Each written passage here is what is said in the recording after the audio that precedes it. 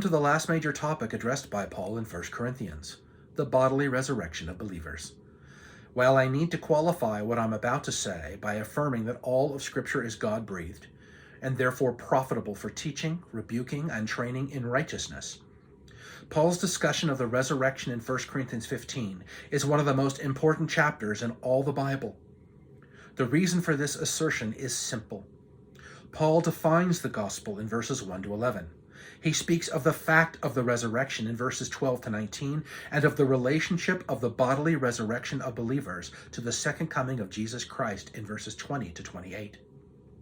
Paul goes on to define the importance of the resurrection for Christian living in verses 29 to 34 before addressing the nature of the resurrection body in verses 35 to 38.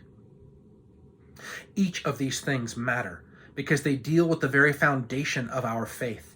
Virtually everything in this chapter is under dispute, both in the church and outside the church, in the surrounding culture. The tomb of the soul, the undiscovered country, next on So What?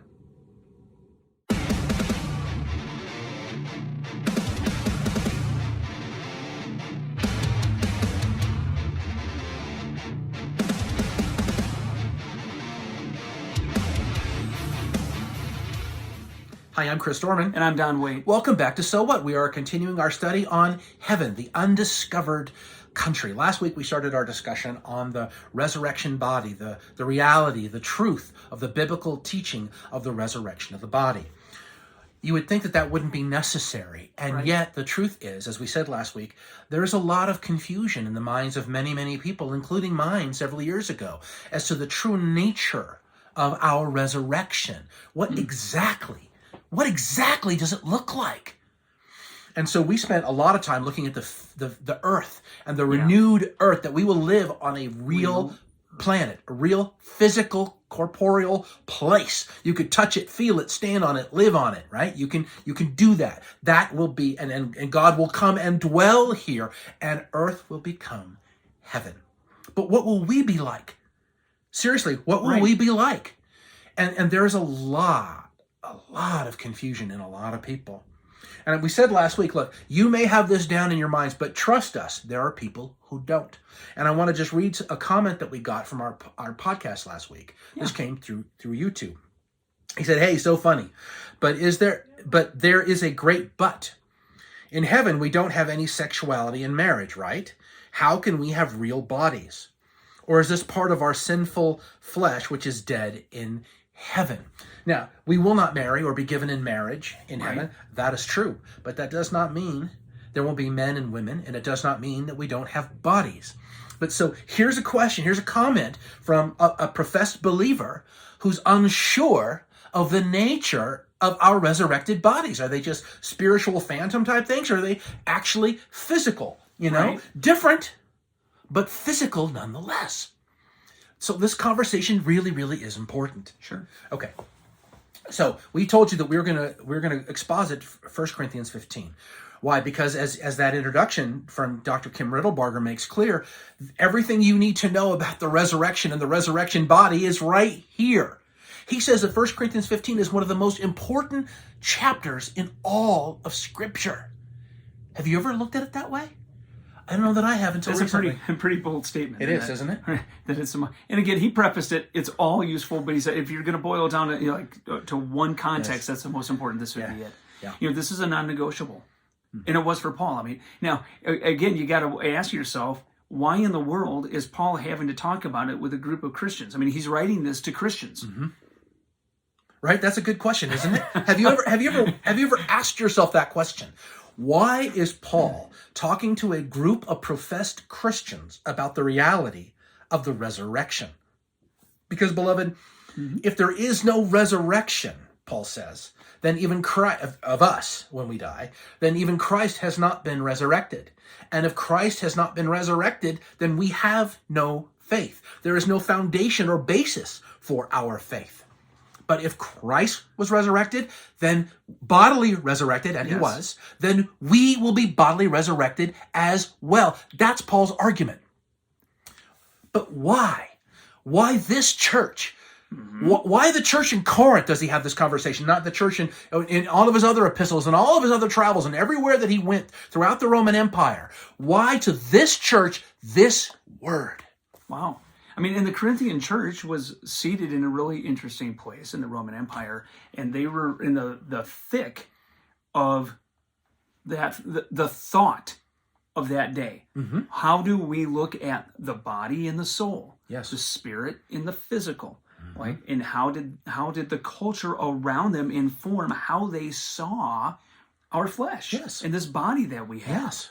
That's Yes. significant in as it relates to why Paul's having to address this with this group of people. Corinth is a Greek city, okay? Pretty close to Athens, which was the center of philosophical thought. Really, it was the center of in the world, really, of that kind of thing.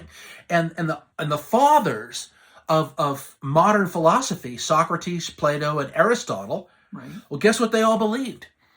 In the superiority of the spiritual versus the physical. That the physical was really just nothing but a shell, broken, decaying, rotten. It gets in the way of really our higher intellect, our better selves, or as Lincoln would say, the better angels of our nature. And so the body really is the tomb of the soul. That's what they believed. Right. And so we want to die. We want to be shed. We want to be rid of this terrible, disgusting, filthy body so that we can be nothing but pure intellect, pure spirit, that we can commune with the gods and therefore be pure and think clearly and rightly. So into this culture, okay, a culture that is absolutely dominated with that kind of worldview, that the body is bad, the physical is bad, the only thing that's good is spiritual. Paul says, your body is an intrinsic and important part of you, and you will be raised and joined together with your spirit forever. Forever. These people are like, what are you talking about? So Paul, so they believe in Jesus. Okay, Jesus resurrected, but I'm not going to resurrect him. Like, no, not me. Yeah. That's what they're dealing with. That's what Paul is dealing with. That's what he's trying to counteract.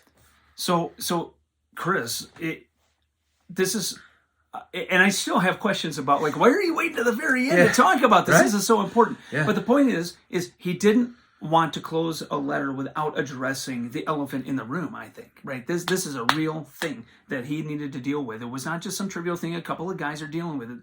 This must have been a pervasive thought in the church that people were struggling with. Yeah. And Paul will, and as we get into this in the next few weeks, he's again going to argue that this is an all or nothing thing. You can't just pick pieces and parts of this. It's all Jesus' resurrection and the truthfulness of that and the reality of that informs our future. And our future, again, is central to the overall idea of a resurrection. What's the validity of Jesus even being resurrected himself if we are not also resurrected? So I'm really excited about what we're going to talk about here. But we live in an age where, while we don't have a Greek culture that's informing it, we certainly have a ton of cultural pieces and parts that are informing, I believe, a lot of believers getting this wrong. Yeah, absolutely. So you may be somebody watching this and you may be thinking, you know what? I can't wait to be done with this body so I can be just done with the whole hot mess so that I can really, right? Enjoy God. Enjoy God without my flesh. Yeah. That's not what Paul's telling us. Not at all. And you've got to start thinking differently because why? Because the scripture informs us that it's very different than that. That's exactly right. I want to be done with my body as it is. There you go. As Amen. It is corrupted by sin. Okay? I want to be done with that body. But my new body, my perfected body that is free from the corruption of sin forever, free from disease, free from illness, free from everything that is wicked and bad and that gets in the way, that is a consequence of the fall, all of that will be done away with. And we will live as we were intended to, in perfect harmony with God on earth. Wow. That is the picture. And as Paul says, that's the gospel. Wow. That's the gospel. To reject this is, in a sense, to reject the gospel. He says, if Jesus has not been resurrected, then you won't be resurrected.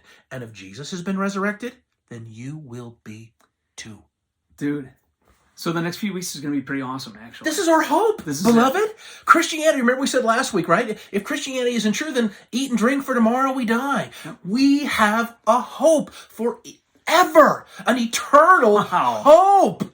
Do you? Because I do. And memento mori, think of death. Think of death with the promise. Because if Christ resurrected, you will be too. That is our promise. It's a guarantee. He is the first fruit, the promise of what is to come. Wow. Yay. As our old friend used to say back in the early 90s, that's full on mega ripping, dude. That is full on mega ripping. Right on. So cool. Thank you for tuning in, my friends, and God willing, I'll talk to you next week. See you soon.